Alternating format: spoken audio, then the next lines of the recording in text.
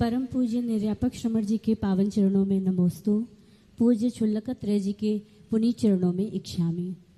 पूज्य मुनिश्री जी, शक्ति तस त्याग भावना के आचार्य गुरुदेव के प्रवचन पढ़े। उसमें आचार्य श्री जी ने कहा कि त्याग का कोई मुहूर्त नहीं होता, त्याग करने के लिए किसी मुहूर्त की आवश्यकता नहीं होती। तो जिज्ञासा यह है गुरुदेव कि जब दीक्षा दी जाती है तो फिर मुहूर्त का शोधन क्यों किया जाता है? मुहूर्त शोध कर दीक्षा क्यों दी जाती है? दीक्षा अलग चीज है और त्याग अलग चीज है। जीवन के किसी भी पल में वैराग्य उपज सकता है। वैराग्य की कोई तिथि नहीं होती, त्याग की कोई तिथि नहीं होती, सम्यक दर्शन की कोई तिथि नहीं होती। दीक्षा एक अनुष्ठान है, उसमें त्याग का प्रतिफल है। जो त्याग करने का भाव आया है उसको अनुष्ठित करना। त्याग तो वो कर चुका उसी दिन कि मुझे अब इस संसार में नहीं रहना है, ये भाव आ रहा है। इसके लिए कोई मुहूर्त की जरूरत नहीं। दीक्षा एक अनुष्ठान है और अनुष्ठान के लिए हमें त्याग मुहूर्त आदि देखने में कोई बाधा नहीं है। लेकिन मुहूर्त आदि देखना जरूरी नहीं है। लेकिन यदि समय है, थोड़े बहुत आगे पीछे करने में कोई त्याग बिगड़ने वाला नहीं है तो कर सकते। मान लो जिसका मरण होने वाला है तो अब ऐसी स्थिति आ गई, उस समय क्या मुहूर्त देखेंगे?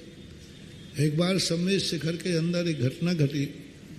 पुराने आचार्यों के समय एक वंदना करते करते चंद्रप्रभु भगवान की टोंक से लौट करके आ रहा था और एक टोंक पर वंदना करते उसको भाव हुआ कि अब मैं जिंदा नहीं रहूंगा। और उसको उसके भाव आया कि मैं उसी समय उसके भाग्य से एक मुनि संग यात्रा करते आया। उसने पैर पकड़ लिए, बोले महाराज मुझे दीक्षा दो। बोले ऐसे कैसे दीक्षा दें, नीचे चलो। तो बोले महाराज मैं नीचे तक नहीं पहुंच पाऊंगा, मैं नीचे तक पहुंच ही नहीं पाऊंगा, मेरी मृत्यु निश्चित है। बोले कैसे जाना? बोले मुझे भास रहा है।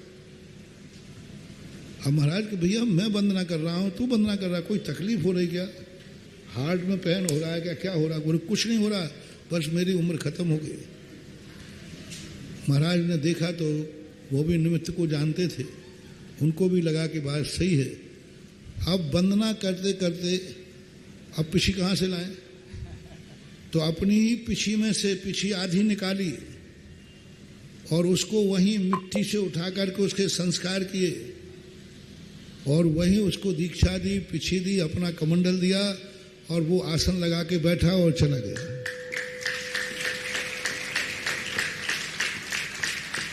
अब बोलो कैसी उसकी किस्मत, धन्य है कैसी उसकी दीक्षा, और क्या पुण्यशाली जीव है कि उसका शिखर जी पे जीवन अंत होना और महाराज का मिलना और दीक्षा का होना। अब इसके लिए क्या मुहूर्त देखें? तो मुहूर्त जब देखना चाहिए जब हमारे पास समय है। किसी भी चीज का अनादर मत करो। फिर एक दिन ऐसी दशा आ जाएगी कि अच्छे मुहूर्त में भी तुम्हारे काम बिगड़ेंगे। यदि तुमने ये कह दिया मैं मुहूर्त कुछ नहीं मानता हूं, तो उस समय ऐसा कर्म बंधेगा कि तुम्हारा 100% भी मुहूर्त निकलेगा और तुम्हारा काम बिगड़ेगा। मुहूर्त का तुमने अनादर किया। ये कहो कि अब मुहूर्त देखने का समय ही नहीं। किसी भी चीज की उपेक्षा मत करो। तुम्हें मुहूर्त नहीं मानना है तो मत मानो, उपेक्षा मत करो। मैं कुंडली फुंडली सब नहीं मानता हूं, हाँ कर लो शादी, फिर देखो साल भर में डाइवर्स की स्थिति बन जाएगी क्योंकि तुमने उपेक्षा की। ठीक है, अब परिस्थिति ऐसी हो चुकी है कि अब कुंडली मिलाने से कोई फायदा नहीं है क्योंकि परिस्थितियां ऐसी बन गई। वो बात अलग है। हमारे पास अब मुहूर्त निकालने का समय ही नहीं है क्योंकि इतना समय का है ही नहीं। तो फिर कोई बात नहीं, जो मुहूर्त में वैराग्य हो जाए उससे बड़ा शुभ मुहूर्त कोई होता नहीं है। जिस समय वैराग्य हो जाए उससे अच्छा मुहूर्त उसके लिए क्या होगा? महावीर स्वामी के लिए सबसे अच्छी तिथि केवल ज्ञान जिस दिन हुआ वही अमावस्या उनके लिए सिद्ध, क्यों केवल ज्ञान प्राप्त हुआ। लेकिन यदि समय है, थोड़े बहुत आगे पीछे करने में कोई नुकसान नहीं है, तो मुहूर्त दीपक नहीं है, मुहूर्त बाती नहीं है, मुहूर्त घी नहीं है, मुहूर्त बुझते हुए दीपक को हाथ लगाने का काम करता है। तो हाथ लगाने का मौका मिले तो हाथ लगा लेना चाहिए। अद्भुत ज्ञान योगी। आज जो अपन ने शिखर जी की घटना सुनी, हमने इतने वर्षों से आज तक नहीं सुनी। एक बार बहुत अच्छी तालियां बजना चाहिए, क्योंकि ये जो गुरुदेव ने सुनाया है ना, जब जब अपन चंद्र प्रभु भगवान की टोंक पर जाएंगे ना, तो वहां ये याद आएगा कि मेरे प्राण तो नहीं निकलने वाले हैं। और अगर प्राण निकल रहे हों, एहसास हो जाए, तो फिर सामने आते हुए मुनिवर ये घटना जरूर गुरुदेव का पावन मुख याद आएगा, बोलते हुए मुनिराज याद आएंगे। नमोस्तु गुरुदेव, नमोस्तु जिज्ञासा। जिनसेन स्वामी ने महापुराण के अंदर एक बहुत अच्छा श्लोक लिखा।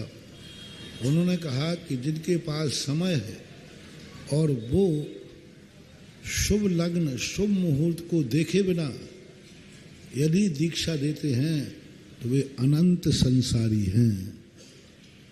अब ये बात उन्होंने कब कही? उपेक्षा करके जो करता है, मैं मुहूर्त के बिना काम करूंगा। भाई काम मुहूर्त में है, लेकिन मैं तो बिना मुहूर्त के करूंगा। भाई मुहूर्त में करना कोई नहीं, बाधा तो कुछ नहीं, लेकिन हम मुहूर्त नहीं मानते, बस खत्म बात हुई। तो फिर ऐसे लोगों के लिए अनंत संसारी कहा है।